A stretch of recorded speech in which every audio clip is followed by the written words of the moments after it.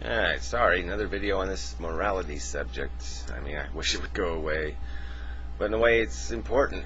This really does, the same problem that's taking place here is like what takes place in a lot of discussions that just corrode and destroy, because you can't establish any premises. You can't establish a foundation, for discussion. It's like in physics. There's an atomic weight, okay, for an element. And if you take that number out of all physics, then all of a sudden a lot of equations break down. You can't do functional physics without recognizing the existence of this character of matter. And it's, when it comes to morality, if we can't talk about value and talk about the sources of value, I just don't see how there's any point in talking about anything that has to do with human behavior or character.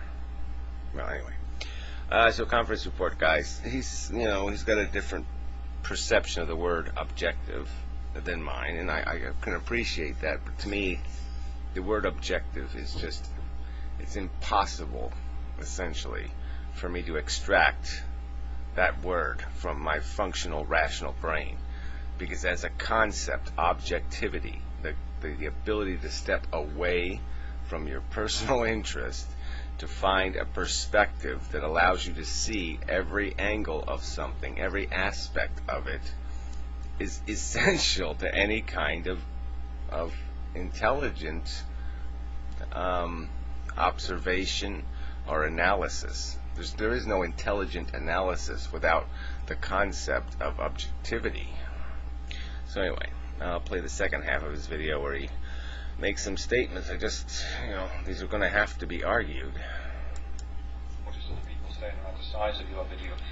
One is this stuff, actually some of the stuff you do say, Gary, you were talking about values and morality kind of existing out there in the universe, and I think Alenkos says something similar in a comment on your DoNotGod site.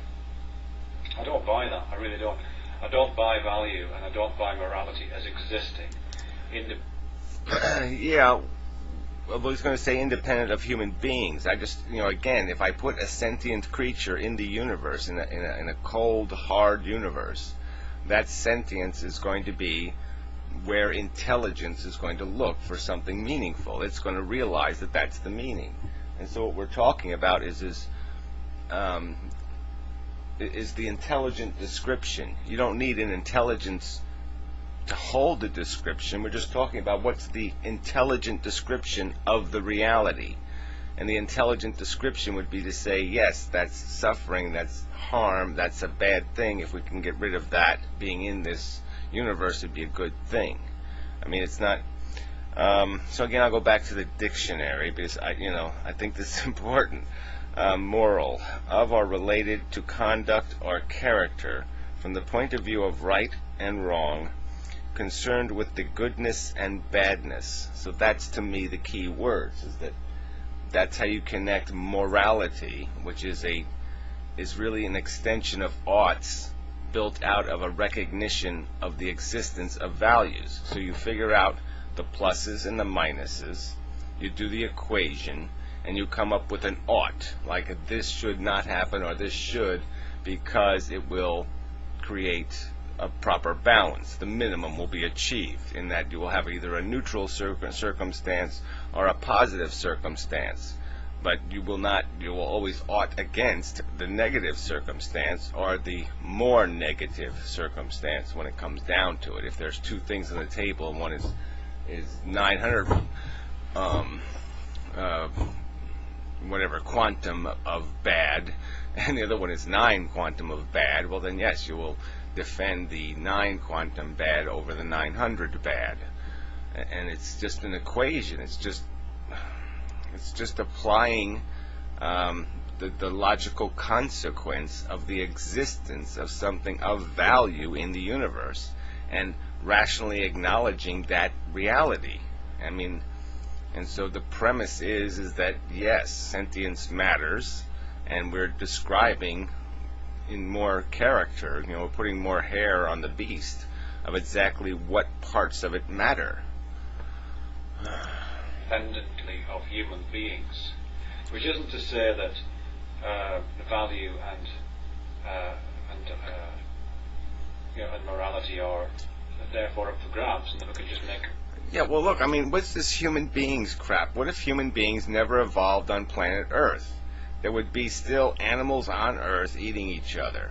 And so if there was some circumstance where a whole big pile of animals were to be horribly suffer because of some infection, something, there would still be the fact that it would be better if that thing got prevented rather than that it happened. And so there's still a statement regarding the value of the circumstance. These are still players. The sentience is what's important. The human observer is irrelevant. The human participant is irrelevant. Because the morality, the essence of the value is in the character of the capacity to be harmed. And that exists whether human beings exist or not. We can just choose what to have. I don't think that's not the alternative. But, the universe without us, I mean, where would that value be? When the universe was just chemicals. Well, who's going back that far? I mean, there's nobody arguing that chemicals matter or that planets matter or that galaxies matter, only in that they have an implication. So obviously you could, if you knew what the future destiny of some chemical was, if there was a little Adolf Hitler chemical and you knew it was going to be, it would create the worms that eat the brains of wildebeest or something, well then you could say, okay, well let's manipulate that. The ought would be, it would be a good thing if some force would eradicate that chemical or move it in some other direction so those little brain-eaten worms never exist. Where was the value? Where did it emerge? The value of one chemical to dissolve another chemical, that was kind of value. When early life forms began to kind of swim around and populate the Earth. Well, I think again you're going back to some Randian definition of value, is that having something to do with the objective, the intention, the destination, the ambition of a DNA molecule to reproduce itself and glorifying that process. Well, this is what it's doing. It's glorifying. It's the DNA knows best. We will obediently define our morality based on something stupid like survival that means nothing. It's got no intellectual character. It's crap. You have to first justify the survival by defining the thing that's surviving as being valuable, that it is minimally accomplishing that standard of first do no harm, or be of at least create more positives than it creates negatives. And that's what I'm talking about. That's the real equation of our existence, is we have to justify it. There is too many holocausts. You can have too many holocausts, therefore human existence is no longer of satisfactory value in its net product, and you say it is not worthy of existing. That's the value equation, and that's what morality is made out of. The value was the life form that was eating, or the life form that was being eaten, or where was the value in that, and where was the morality in that? If you're talking about chemicals don't have morality.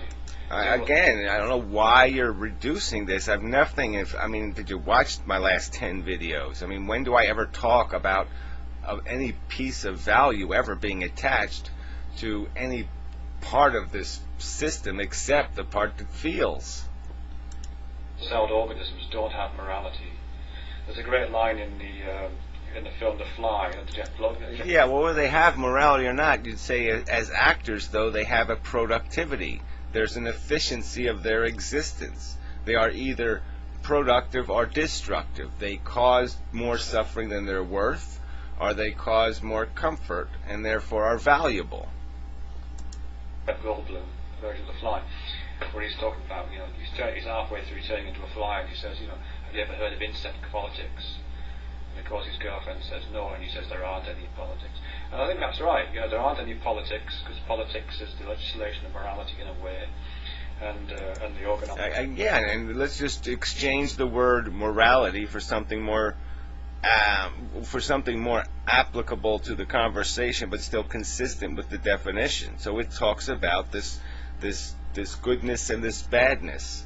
Okay, and morality is merely finding the goodness badness equation, finding a mechanism for evaluating, weighing efficiency. It's an efficiency equation. It's an equation of value. Of interpersonal values.